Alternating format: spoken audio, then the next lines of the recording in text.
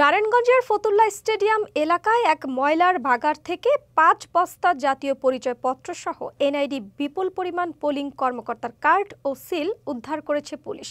ঢাকা থেকে নারায়ণগঞ্জ লিংক রোডে ফতুল্লা জাতীয় ক্রিকেট স্টেডিয়াম এলাকা থেকে এগুলো উদ্ধার করা হয়েছে। প্রত্যক্ষদর্শীরা জানিয়েছেন, সন্ধ্যার দিকে একটি সাদা গাড়িতে করে কয়েকজন লোক এসে ফতুল্লা জাতীয় ক্রিকেট স্টেডিয়ামের সামনে ময়লার ভাগাড়ে ৫টি বস্তা ফেলে যায়। এ সময় স্থানীয় লোকজন এগিয়ে গেলে তারা দ্রুত সেখান থেকে চলে যান।